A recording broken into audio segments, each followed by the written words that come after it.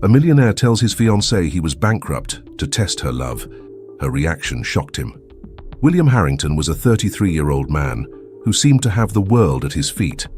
Between loyal friends, luxurious trips, and a fortune that put him at the top of the elite, he lived like a true modern prince. But everything changed when he met Anne Carter, a 25-year-old, during a trip to the sunny coast of Greece. Anne was unlike any woman William had ever met.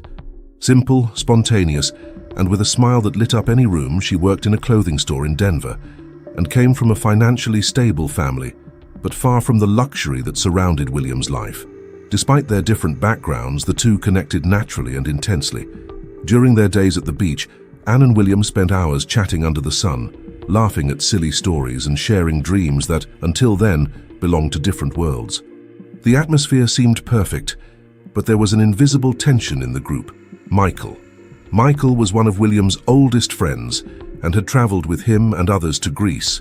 Like William, he was interested in Anne. His charm and confident attitude made him a worthy rival, but Anne was clear from the start. Her interest was in William, and that was obvious to everyone. Michael, however, was not the kind of man who accepted losing easily. After the trip, William and Anne faced the challenge of distance. He in New York, surrounded by business that consumed his attention, and she in Denver, living a simple but fulfilling routine. Even so, the daily messages and occasional visits strengthened the passion that had been born under the Greek sky. A few months later, William realized that he could no longer live away from Anne. He planned an intimate dinner at the top of a skyscraper in New York, where just the two of them would share the breathtaking view of the city. Dressed elegantly, William handed Anne a small velvet box and, his eyes sparkling, asked, "Anne Carter, will you be my wife?" Anne looked at him with tears in her eyes, a mixture of surprise and happiness taking over her face. "Yes," she replied without hesitation, as William slipped the ring onto her finger. They toasted that moment, which seemed to seal the promise of a perfect future. The next day, William and Anne met up with their group of friends to share the news. The atmosphere was one of celebration, laughter, and warm congratulations, but among the happy faces there was one that stood out. Michael watched the couple with a smile that didn't reach his eyes, hiding feelings that only he understood. William's friends reacted with apparent enthusiasm, applauding and offering toasts to the couple. However, Michael, sitting at the back, seemed less excited. He smiled, but his eyes didn't reflect the same joy. "Congratulations, Will. Congratulations, Anne," he said, raising his glass. The intonation was polite, but there was something in the tone that left a trace of doubt in the air. Anne didn't notice. She was busy answering one of her friend's questions about the wedding planning. But William, although he tried to ignore it, noticed the discomfort in Michael's gaze. He tried to push the thought away, but the doubt had already been planted. Later, when Anne went to the toilet, Michael and two other friends called William into the restaurant bar for a private chat. They surrounded him with serious expressions, as if they were going to intervene. "William, don't get us wrong," began James, one of the closest friends. "We're really happy for you. But we have to ask, do you think you're going too fast?" William arched an eyebrow. "Too fast? I love her. Isn't that enough?" "Of course, loving her is enough," Michael interjected, with a tone that sounded almost paternal. "But look, you've known her for how long? A year, not even that. Man, you've never been the impulsive type. You've always been able to think in the long term. Don't you think maybe you should slow down a bit?" "Exactly," added another friend. "No one here is saying that Anne isn't amazing. But isn't she, how can I put it, too keen to sort things out too quickly?" William frowned. "What are you implying?" "We're not implying anything," Michael replied, feigning discomfort. "We're just worried. Remember how she always talked about the distance between you, that maybe it wouldn't work out? Doesn't it seem a bit strategic that, a short time later, marriage is the magic solution?" Those words pierced William's thoughts like needles. He tried to refute them, but instead he remembered the conversations he'd had with Anne during their courtship. He could hear her voice like a distant echo. "I just don't know how this can work, William. We're so far apart, and you have your life there. Maybe we should break up before it gets any harder." At the time, he had thought she was just being realistic. But now, in the light of Michael and his friend's words, it sounded different. "That's what we mean, Will," Michael continued, pressing. Anne may be a wonderful person, but everyone has their insecurities. Maybe she's afraid of losing you and is acting too quickly to make sure that doesn't happen. It wouldn't be malicious, but you need to be sure before you take the next step." William was silent for a moment, holding the glass of whiskey in his hands. He didn't want to believe what he was hearing, but Michael's words seemed so reasonable. Over the next few days, doubt slowly began to creep into William's mind. He remembered how Anne on several occasions had mentioned that perhaps the long-distance relationship wouldn't work. At the time, he had responded with declarations of love and promises that everything would work out. Now those same conversations sounded different. Had she subtly and strategically steered the situation towards his decision to get married? Her smile, which had once seemed spontaneous and full of joy, now seemed more calculated in his memories. He hated to think it, but it was impossible to ignore the voices in his head. Michael, with well-disguised jealousy, continued to plant seeds of doubt in William. He was subtle, always putting himself forward as a concerned friend. "I just want the best for you, man. You've got so much to lose. Don't you think it would be good to wait a bit longer, get to know Anne even better?" William began to observe Anne differently. He noticed every gesture, every smile, every word. He loved this woman deeply, but did she love him in the same way? Or was she preoccupied with ensuring his safety, perhaps even his financial future? Anne, on the other hand, seemed oblivious to the change in William's behavior. She continued to plan for the future with enthusiasm, sharing ideas about marriage and even suggesting changes to their routines in order to be closer. But to William, all this seemed more like a strategy than a genuine expression of love. Gradually, what had been a solid love began to turn into a maze of uncertainty for William. He wondered if he really knew the woman who was about to become his wife. And most importantly, he wondered if he was making the biggest mistake of his life. And like an ever-present ghost, Michael continued to watch, always with a smile that didn't reach his eyes. Michael watched his plan unfold with silent satisfaction. He knew that the seeds of doubt he had planted in William were beginning to bear fruit. William's more distant behavior towards Anne was a clear reflection of this, and Michael, driven by the jealousy that consumed him, decided it was time to take the next step. It wasn't enough that William doubted Anne's love. He wanted to completely destroy the bond that united them. Earlier that evening, Michael picked up his cell phone and dialed William's number. On the other end, William answered with a tired but polite tone of voice, as he always did with his friend. "Will, we need to talk," Michael began, his voice low and serious.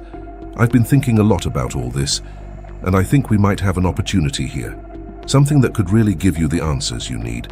William frowned, intrigued but also suspicious. "What do you mean, Michael?" Michael took a deep breath, as if he was about to reveal a big secret.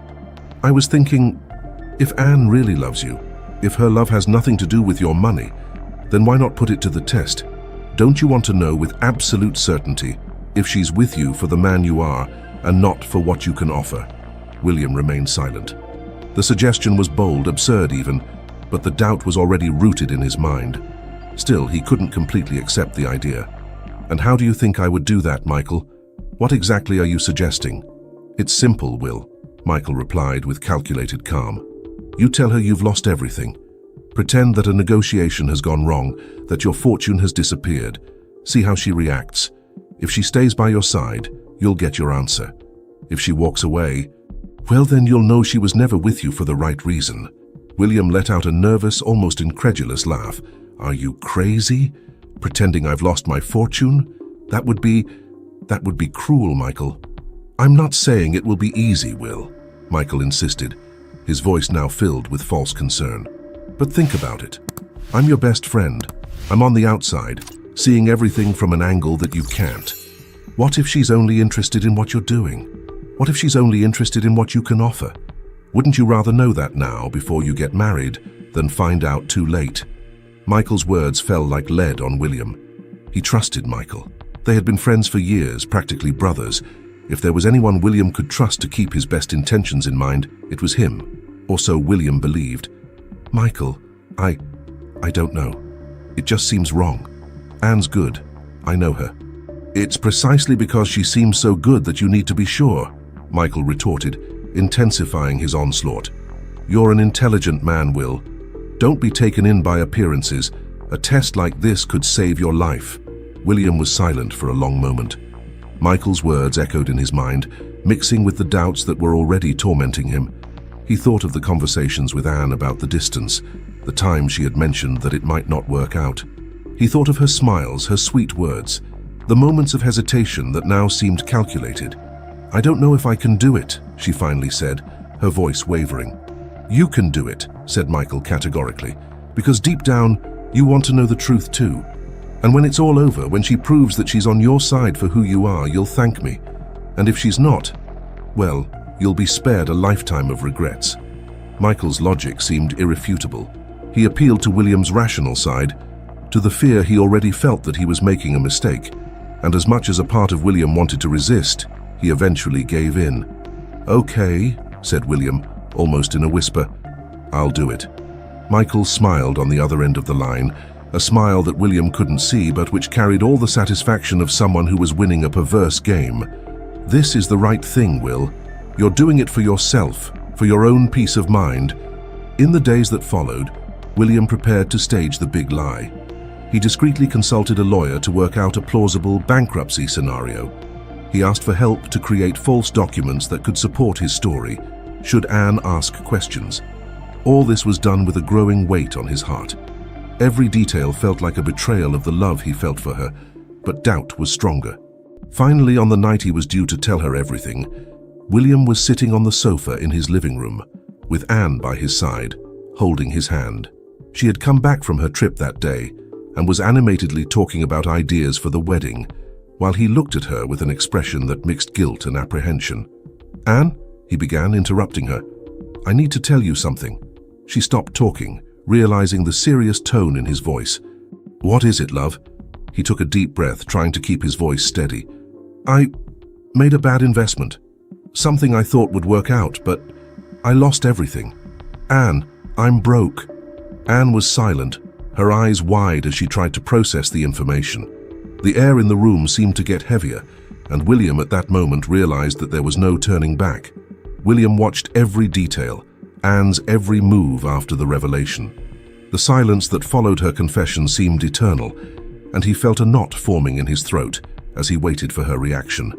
His eyes locked on hers, searching for some clue as to what she was feeling, but Anne's expression was indecipherable. She opened her mouth as if to speak, but no words came out. Her eyes drifted to the floor, and William saw that she was trying to control her breathing. He didn't know if she was about to cry, scream, or simply get up and leave. "Anne," he began, his voice laden with hesitation and guilt. "I know this is a lot, but I had to tell you, I couldn't keep it from you." She raised her hand to ask him to stop, still unable to face him directly. Then, without saying anything, she slowly got up from the sofa and walked to the kitchen. William stood there, his heart beating so hard that it seemed to echo around the room. He almost called her back, but something in the way she moved made him wait. In the kitchen, Anne turned on the tap and let the water run for a few seconds before filling 2 glasses.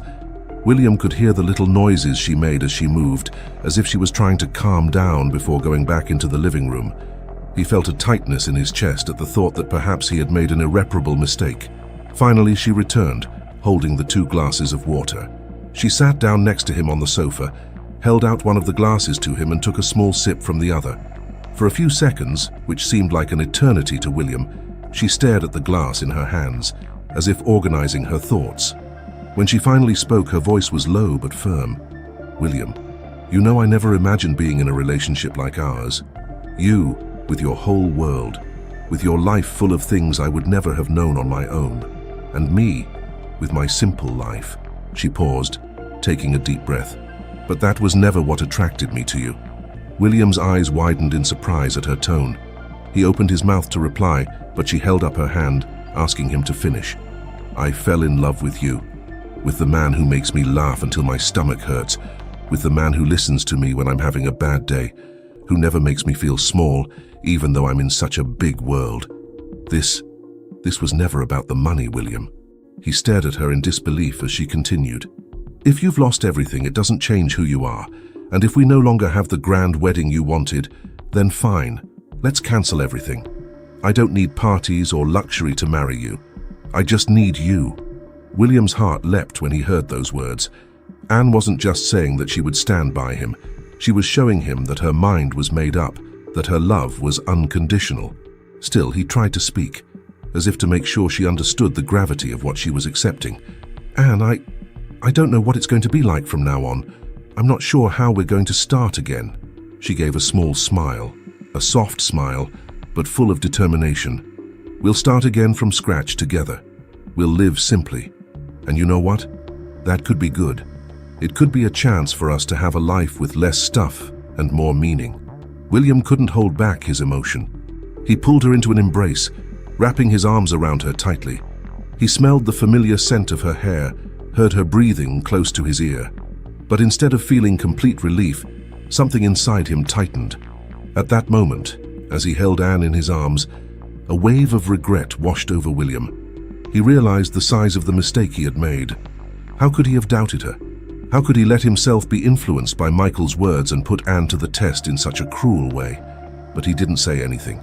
He just kept holding her longer, feeling her warmth, while a voice in his mind kept repeating, "I did this to her. I put her in this situation." Anne, on the other hand, seemed calm. When he finally released the embrace, she looked at him with a twinkle in her eye, held his hand and said, "Tomorrow I'll call the suppliers and cancel everything. Don't worry about it, okay? Let's start planning a simpler wedding, something that's in keeping with our new reality." William nodded, unable to say more than that.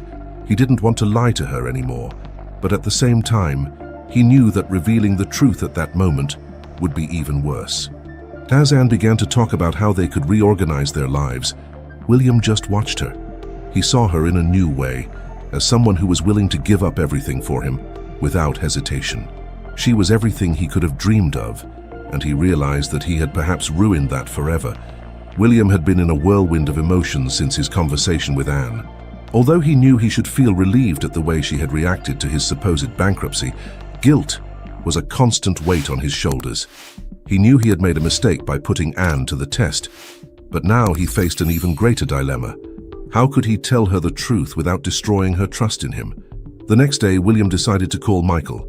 He needed to share what had happened and perhaps get some advice.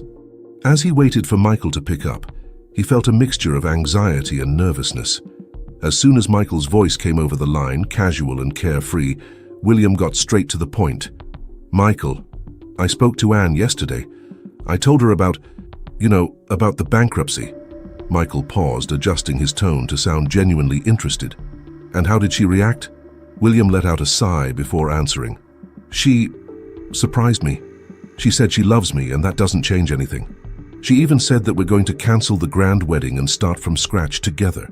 On the other end of the line, Michael felt his anger grow like a wildfire, but he managed to mask his feelings. He let out a laugh that sounded cheerful, but hid his discontent. "That's great, Will. That's exactly what you needed to hear, right? Now you know she's with you for the man you are." "Yes," replied William hesitantly, "but I don't feel any better about it. It was cruel, Michael. I put her in a terrible situation. She didn't deserve it." Michael tried to contain his frustration, keeping his tone friendly. "Don't be so hard on yourself, Will. You did it for a good reason. And look, it all worked out in the end. She passed the test. That just proves that she's the right woman for you." William murmured something in agreement, but his heart was heavy.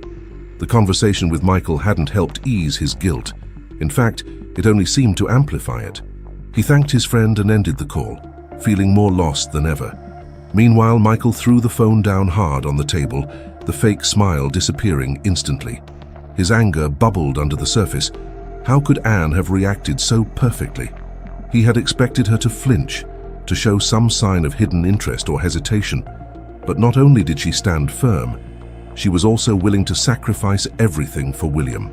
This only strengthened the bond between them, and Michael couldn't bear the thought of losing the chance he once believed he could have with Anne. Over the next few days, William tried to concentrate on work and reorganizing his life with Anne, but something was different.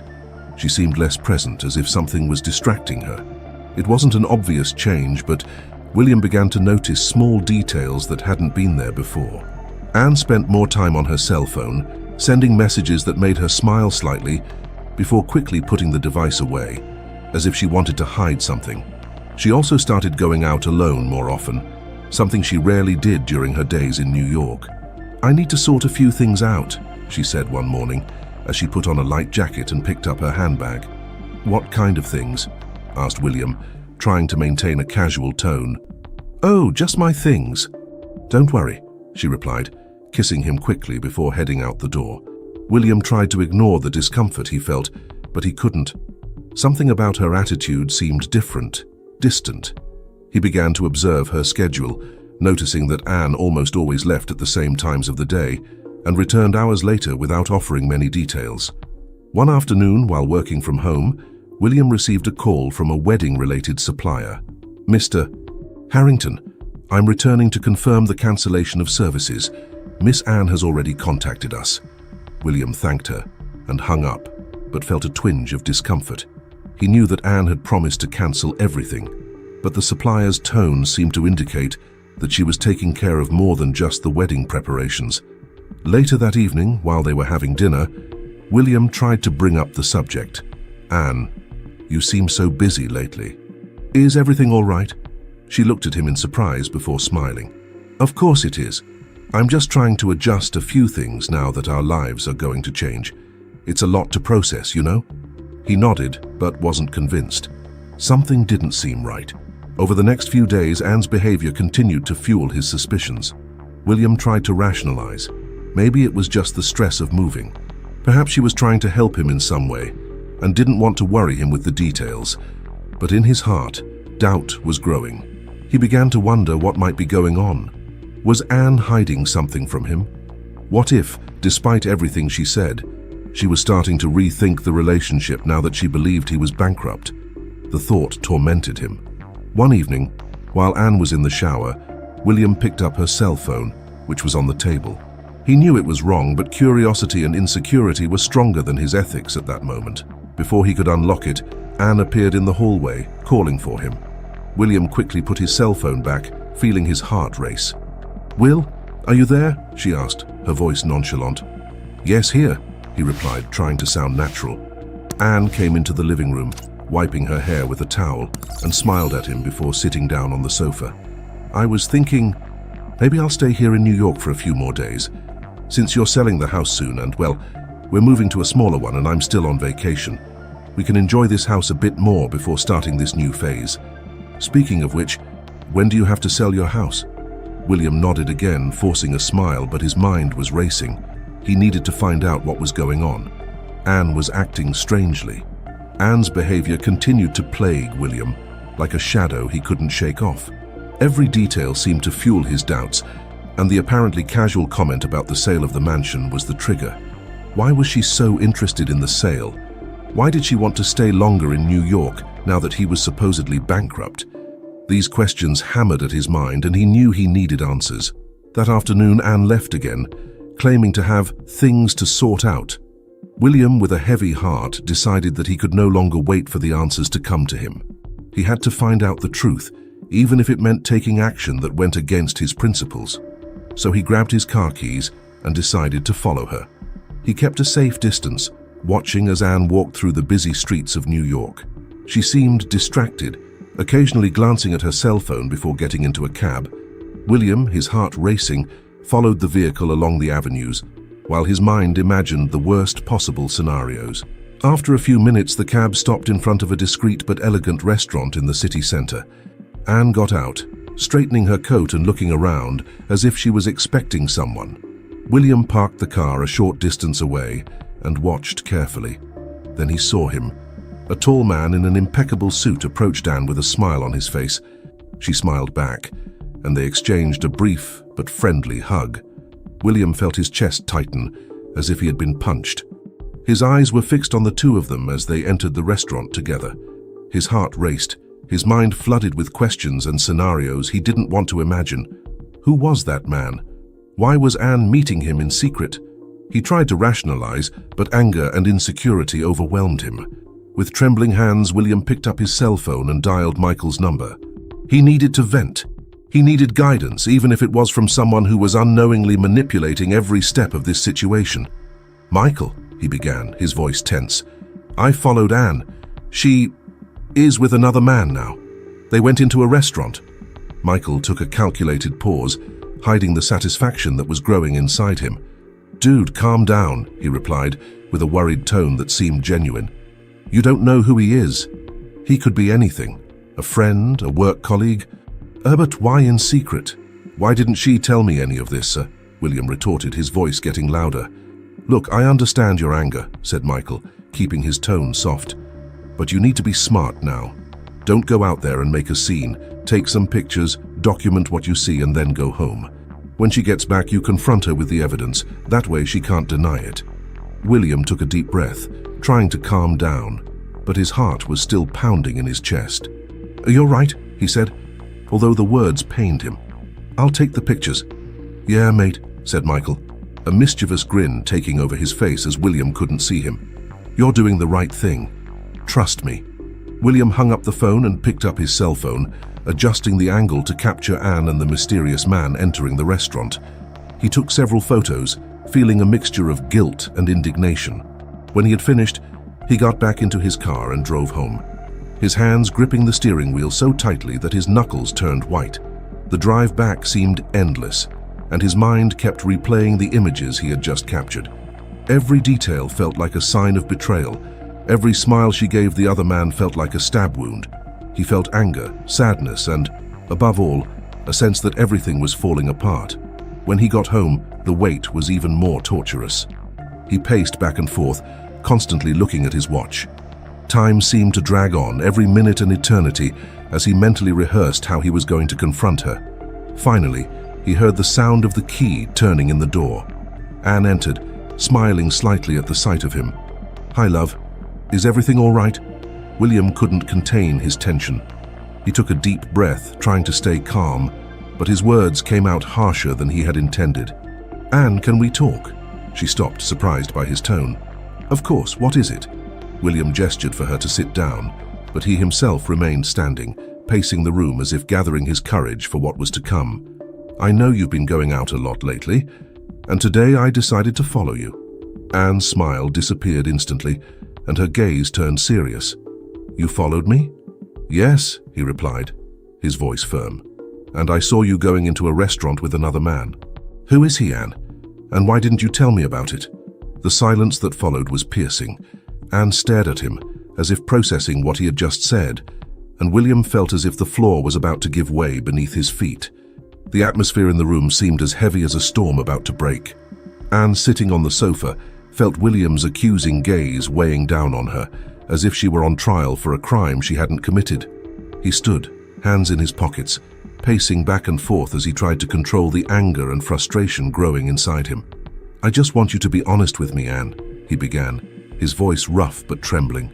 "Who is that man? Why did you meet him in secret? Are you cheating on me?" Anne's eyes widened in surprise at the direct accusation. She shook her head in disbelief as her shock quickly turned to indignation. "How can you ask that, William? After everything we've been through, how can you think I'd do that to you?" "Then explain," he retorted, his voice louder now. "If it's not cheating, why all this mystery? Why haven't you told me anything? Do you really expect me to believe that you have nothing to hide?" Anne felt her heart squeeze. She knew William was hurt, but the way he looked at her, as if she were guilty of something terrible, was too much to bear. "I can't believe you're saying these things," she murmured, her voice breaking as tears began to well up in her eyes. "I have no choice, Anne," William exclaimed, raising his hands in a gesture of frustration.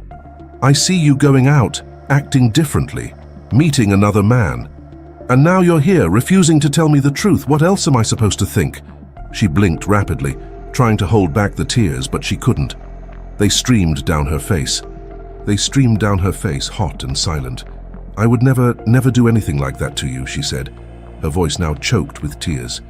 "But William, you're treating me like I'm a horrible person, as if what I feel for you isn't real. It's killing me." "Then tell me the truth," he insisted, stepping closer. "If it's not cheating, tell me what's going on, because honestly, I can't understand it anymore." Anne stood up abruptly, the tears now falling freely. "I'm not going to stand here and be accused of something I didn't do," she said, her voice broken by emotion. "I thought you knew me, William. I thought you trusted me. But it seems I was mistaken." Before he could reply, Anne quickly left the room, picking up her bag and opening the door to the mansion. William stood there, unable to stop her, watching as she left and closed the door with a bang. Anne walked through the cold streets of New York, hugging herself to protect herself from the icy wind. Her tears were still falling, but now they were mixed with a sense of confusion and despair. She loved William, but didn't know how to deal with the accusations, the lack of trust. She went into a nearby cafe, seeking refuge to process everything that was happening. Taking a seat at a table in the corner, Anne ordered a coffee, but had barely touched the cup when it arrived. She was lost in her thoughts, trying to understand how everything had fallen apart so quickly. The William she knew, the kind and loving man, seemed to have been replaced by someone she barely recognized. As she wiped her eyes with a handkerchief, she didn't notice that Michael had entered the cafeteria. He had left the house to cool off, but he was actually waiting anxiously for news of William. When he saw Anne, alone and crying, he felt a wave of satisfaction. It was obvious that something had gone wrong between her and William, and this was the perfect opportunity to act. Michael approached slowly, with a carefully neutral expression. "Anne?" he called, in a soft voice and feigned surprise. "Are you all right?" She looked up, surprised to see him there. For a moment she considered saying that she wanted to be alone, but the tone of concern in his voice disarmed her. No, she admitted, wiping her eyes again. "I'm not well." Michael pulled out a chair and sat down opposite her, leaning forward slightly.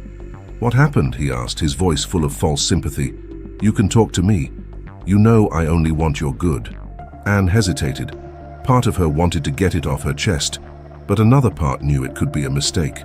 Still, her vulnerability at the moment made her give in. "It's William," she finally said. He thinks I'm cheating on him." Michael arched his eyebrows, feigning shock.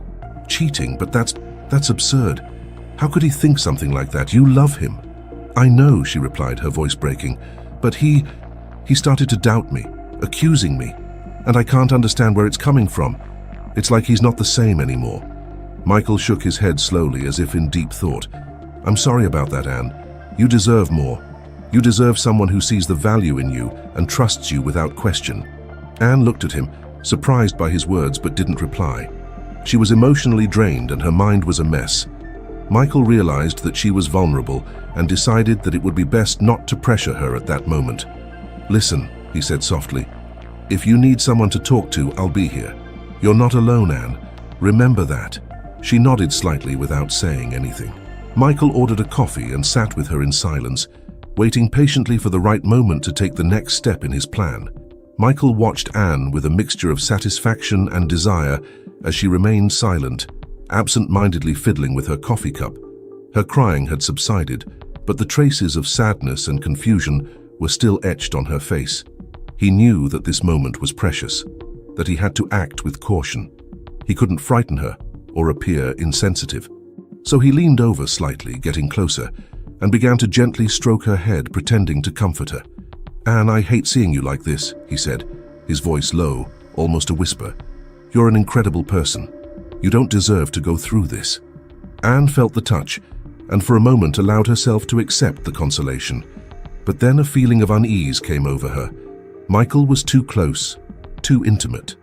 She raised her head suddenly, straightening her posture and pulling away slightly, trying to be polite but firm.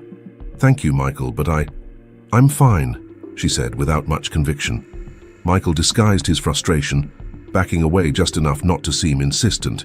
He noticed the hesitation in her words, a sign that she was still vulnerable.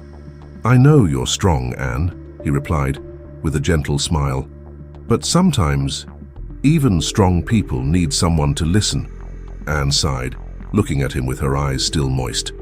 "Can you believe William thinks I'm with him for the money?" she asked, her voice laced with pain. "He thinks I'm only with him because he's rich, and that, now that he's broke, I'm going to abandon him." Michael paused as if processing what he had just heard. Inside, his heart raced. The opportunity he had been waiting for had arrived. Now he just had to play his cards right. "Anne," he began, choosing his words carefully, "I need to tell you something, and it's because I really care about you. I want you to know the truth, even if it's hard to hear." Anne stared at him, confused. "What do you mean?" Michael took a deep breath, pretending to hesitate, as if he were revealing a secret he'd rather not tell. "William is not bankrupt." She frowned in surprise. What are you talking about?" "I know it sounds absurd," Michael continued, holding her hands as if to convey sincerity, "but his bankruptcy was a plan. He wanted to test you, to see if you were with him out of love or interest. He wanted to be sure before he got married." For a moment, Anne said nothing. She just stared at him, the words echoing in her mind. Then, slowly, understanding began to dawn, and her eyes filled with tears again, but now with anger. "Are you saying that all this was a lie?" she asked, her voice trembling. Michael nodded, maintaining his worried expression. "Yes, I only found out about it recently, but I couldn't believe it. He thought he was doing the right thing, but it clearly hurt you a lot. And honestly, I don't think he realized how unfair it was to you." Anne felt her heart squeeze. The pain of William's distrust was one thing, but knowing that he had planned the whole thing, that he had lied to her, was almost unbearable. She felt as if the whole basis of their relationship had been destroyed. "Why?" she whispered, more to herself than to Michael. "Why would he do this to me?" Michael squeezed her hands lightly, feigning sympathy. "He was afraid, Anne, afraid of losing you. But that doesn't justify what he did. No one should treat you like that, especially someone who claims to love you." Anne removed her hands from his and brought them to her face, trying to hold back the tears that kept falling. Michael knew that this was the moment to take the next step in his plan. "Anne," he said softly, "you don't have to go home today. In fact, I don't think you should. William needs to understand what he did wrong. He needs to feel the weight of the consequences of what he's done." She looked up at him, still confused. "And what do I do? Where do I go?" Michael smiled gently, trying to look like a helpful friend. "Come to my place, just for today. You can rest, think, get yourself together. I promise I won't bother you. It's just so you have somewhere quiet." Anne hesitated. Part of her wanted to refuse, but she felt so lost, so betrayed, that she couldn't think straight. Michael seemed so sincere, so concerned. She didn't have the strength to argue. "I don't know," she said, almost in a whisper. "Trust me," Michael insisted with a reassuring smile. "I just want to help. You deserve some peace after all this." Anne nodded slowly, unsure if she was making the right decision, but unable to think of any other alternative at the moment. Michael smiled, satisfied, and got up to pay the bill. "Come on," he said, helping her up. "I'll take care of you, Anne, I promise." As he guided her out of the cafe, Michael felt a wave of triumph. The plan was working perfectly. Now it was only a matter of time. As she left the cafe, Anne felt the cold New York wind hit her face, but the icy breeze was nothing compared to the storm inside her. Every step felt heavy, as if she was trying to escape from what she had just discovered. Michael followed her for a few meters, calling out to her in a worried tone of voice, but she held up her hand, asking him to stop. "Michael, thank you, but I need some time alone," she said, her voice low and firm. "Anne, wait," he insisted, reaching for her shoulder. "You're like this, so vulnerable. You can't just walk away. Let me help. Please." Anne turned away briefly, her eyes still shining with anger and sadness. "I don't need help. I need to think, alone." Without giving him a chance to reply, she turned again and started walking in the opposite direction with quick, determined steps. Michael stood still, watching as she walked away until she disappeared around the corner. He felt a mixture of frustration and anger. How could she have refused his help? He had come so close to conquering her, and now she had simply slipped out of his hands. "Damn her conscience," he muttered to himself, clenching his fists. "But it doesn't end here." Michael took a deep breath, trying to pull himself together. He needed to regain control of the situation, and fast. Picking up his cell phone, he dialed William's number with a calculated expression, already formulating exactly what he would say. William answered on the second ring, his voice tense and anxious. "Michael, what happened?" Michael closed his eyes briefly, feigning grief. "Will, I ran into Anne. Is she all right?" asked William immediately. "Well, it's complicated," replied Michael, dropping his voice to a low tone. "She's pretty shaken up, man. I met her by chance in a coffee shop. She was crying, completely devastated." William felt his heart squeeze. "And you spoke to her? What did she say? Did she tell you who the man was with her?" "Yes, I did. Michael continued, with a tone that mixed concern and resignation. She said she knows everything, Will, about the bankruptcy plan. I have no idea how she found out, but it's really hurt her. She feels that you don't trust her, that you tested her when you should have believed in her love for you. I think that man must have told her. Don't you recognize him? William pressed his cell phone to his ear, feeling a lump in his throat. He knew he had made a mistake by deceiving Anne, but he hadn't expected the truth to come out like this. I need to find her, he said resolutely. I need to explain, tell her how sorry I am that I was wrong. Michael shook his head, even though William couldn't see him. I understand how you feel, Will, but I don't think it's a good idea right now. Anne is very angry. She says she doesn't want to see you. In fact, she told me she never wants to see you again. Michael's words hit William like a punch. He remained silent, trying to process what he had just heard. Are you sure about this, Michael? He asked, his voice laden with pain. Yes, Michael replied with false sadness. And to be honest, I even tried to convince her to come home so you could talk. I thought you two needed to clear things up, but she refused. She said it wouldn't make sense, that she was tired of being tested and not being valued. William ran his hand over his face in despair. I don't know what to do. I can't just let her go. Will, sometimes the best thing we can do is give each other space, said Michael, trying to sound like a concerned friend. If you try to force a conversation now, it will only make things worse. Let her cool down. Maybe in time, she'll decide to listen to what you have to say. William didn't want to accept that, but he knew Michael could be right. He sighed, feeling defeated. Okay, he finally said. I'll wait. But Michael, if you find her again, please tell her that I'm sorry, that I'm willing to do anything to make it right. Of course, replied Michael, with a slight smile of satisfaction that William couldn't see. You know I'm here to help, Will. Always. When the call ended, Michael looked at the phone, satisfied. He had planted the idea in William's head that he shouldn't look for Anne, giving him more time to act without interference. But at the same time, he knew he had to be careful. Anne was smart and emotionally strong. If he pushed too hard, she could walk away forever. On the other side of town, Anne walked aimlessly, still trying to process everything she had discovered. Her heart was heavy, not just from William's lie, but from the feeling that their entire relationship had been an illusion. She knew she had to confront him eventually, but for now she needed to find out what she really wanted. Anne took a deep breath as she held the folder with the documents in her trembling hands. She was determined. She wasn't going to cry.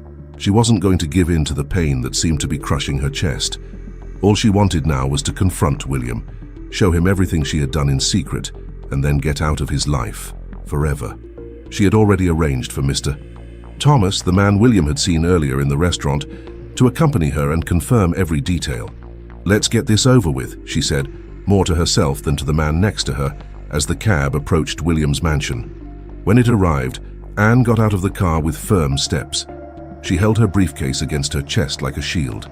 Mr. Thomas followed her discreetly, carrying a small folder with receipts and documents that confirmed what Anne was about to reveal.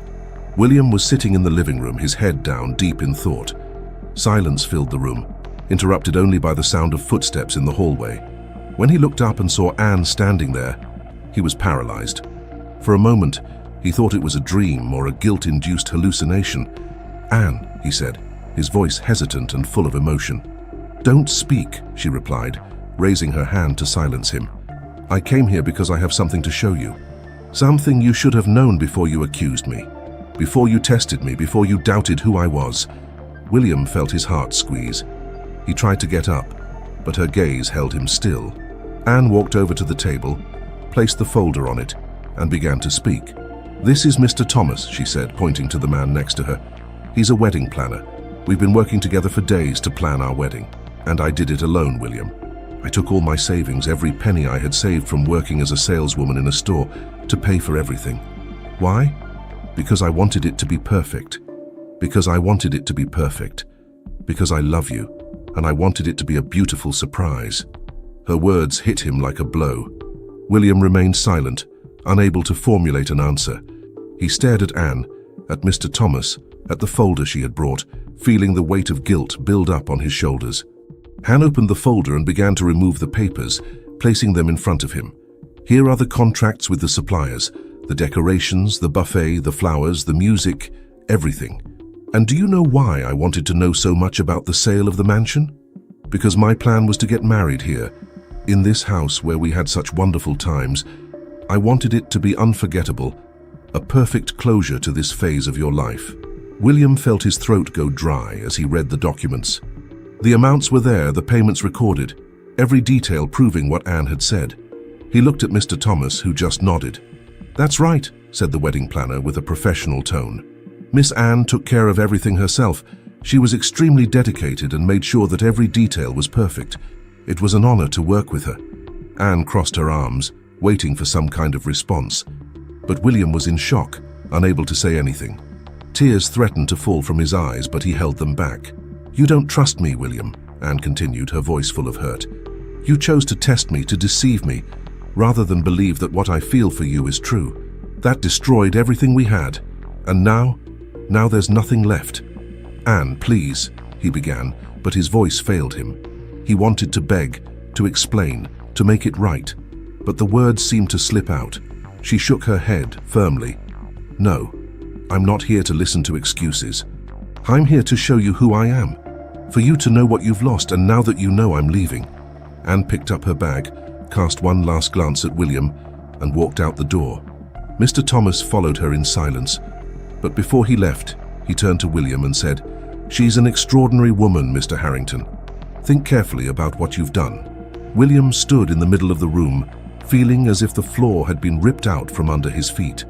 The love of his life had just left, and he knew he had only himself to blame. A short while later, Michael arrived, pretending to be worried. He found William still sitting on the sofa, his head buried in his hands.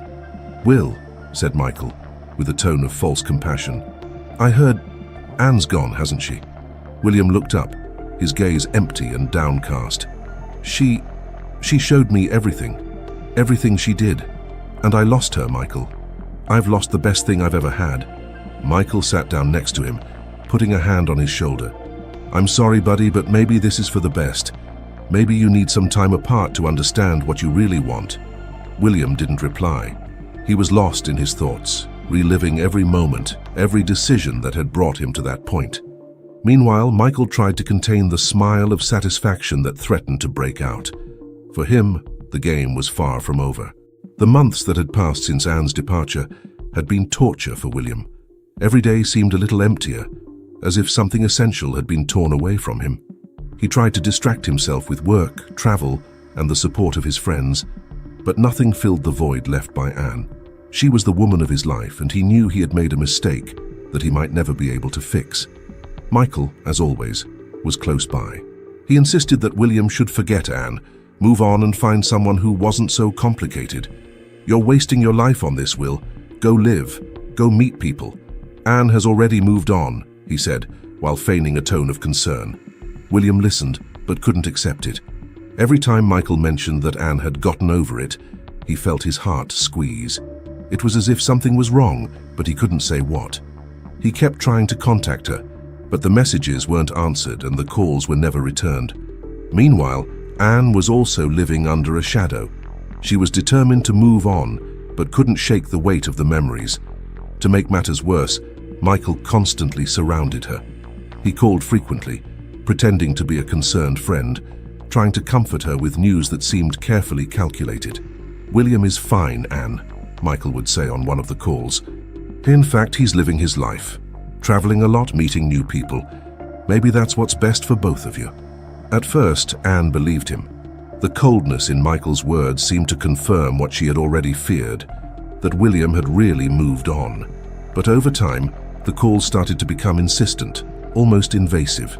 He always seemed to be trying to find out where she was, and even suggested meeting up, which she politely refused. "I think he's interested in me," thought Anne, annoyed. It was then that William made the decision that would change everything. After months of not being able to get over the breakup, he decided that he needed to face her in person. He took a flight to Anne's city, not knowing what he would find, but willing to fight for the only thing that still mattered to him. When he arrived, he went straight to the cafe where Anne used to go. He sat and waited, and fate seemed to be on his side. Anne walked in a few minutes later, looking as surprised as she was cautious to see him. "William?" she said, stopping in the doorway. He stood up, his eyes reflecting a mixture of regret and hope. "Anne, please, give me 5 minutes, that's all. I need to explain everything to you." She hesitated, but something in his gaze made her agree. They sat down at a table in the corner, and William began to talk. He told her about the doubt that had been planted, about the plan to test her love, and about how he knew he had been terribly unfair. Anne listened in silence, but when he mentioned that Michael had insisted on the idea, her face changed. "Michael," she said, frowning, "is he the one who convinced you to do it?" William nodded, confused by her reaction. "Yes, he thought he was helping me. He said he was worried, that he wanted to make sure you weren't with me for the money." Anne was silent for a few seconds, processing the words. Then, as if the pieces were finally falling into place, she opened her cell phone and showed William the dozens of calls and messages she had received from Michael over the last few months. "Look at this," she said, handing him the device. "Michael called all the time, saying that you were getting on with your life. He said he just wanted to help me, but I started to realize that something was wrong." William picked up the phone, reading the messages with wide eyes. "I can't believe this," he said, his voice low and full of anger. "Did he tell you that I was okay? That I'd moved on?" "Yes," Anne replied, crossing her arms. "And now it makes sense. He wanted to push us apart. He tried to manipulate me while pretending to be your friend." William felt anger growing inside him. He picked up Anne's cell phone and dialed Michael, holding the handset tightly. When Michael answered, his voice came out carefree. "Anne? How nice of you to call me. You never answered my messages. I thought you didn't want to talk to me anymore." Anne exchanged a quick glance with William, who nodded. She took a deep breath, adjusting the tone of her voice to sound vulnerable and hesitant. "Hi, Michael. I was thinking a lot about what you said, about moving on." Michael sounded excited on the other end of the line. "Really? That's great, Anne. I'm glad you're starting to see things differently. You deserve better than to be stuck in the past, you know?" Anne looked at William again, trying not to show anything in her expression. "You're right, Michael. Maybe it's time to leave William in the past. He's moved on, hasn't he?" "Oh, yes," Michael replied without hesitation. "He's doing great, traveling a lot, you know. I think he's in the Caribbean now with a new girlfriend. He seems very happy." Upon hearing this, William clenched his fists. His breathing became heavier, and Anne held out her hand to calm him down while she continued the conversation. "I see," she said, feigning sadness. Maybe I should try to start again too." "I think you should," Michael encouraged her enthusiastically. "Actually, I was thinking about something. Why don't we go back to Greece? Just the two of us. We could start again, in a different way, as it should have been from the beginning. The two of us." The words echoed around the room like a bomb. William could no longer contain himself. He reached out and picked up his cell phone, bringing it close to his mouth. "Michael," he said, his voice charged with fury, "you're a bastard." On the other end of the line, there was a sudden silence. Michael took a few seconds to process what was happening before stammering, "What?" "You heard right," interrupted William, his voice firm. "I heard everything, Michael. Every word. You lied to me, you lied to Anne. You tried to destroy everything between us, and now you're trying to convince her to stay with you. Is that it?" I don't know what you're talking about," said Michael, his voice visibly shaken. "You know exactly what I'm talking about," William retorted. "You were the worst friend anyone could ever have. I trusted you, and all you did was try to break us up. Well, Michael, congratulations, because now we know exactly who you are." Before Michael could reply, William hung up the phone and threw it on the table, his chest rising and falling rapidly as he tried to contain his anger. Anne was silent for a moment, watching him. Then slowly, she approached him and placed a hand on his. "William," she said softly, "I was deceived too, but now we know the truth." He looked at her, his eyes still reflecting guilt and pain. "I'm so sorry, Anne, for everything, for letting him poison our relationship. I should have trusted you from the start." Anne squeezed his hand, a small smile appearing on her face. "We've both made mistakes, but maybe we can start again. No Michael, no lies, just the two of us." William said nothing. He just pulled Anne into a tight embrace, as if trying to make sure she didn't disappear again. When their lips met, it was as if all the weight of the last few months disappeared. At that moment, they knew that despite everything, they had something rare and precious, a second chance. The message I want to leave you with today is that trust is a valuable gift.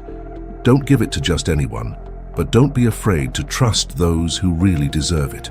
Learn to listen to your heart and observe the actions of the people around you.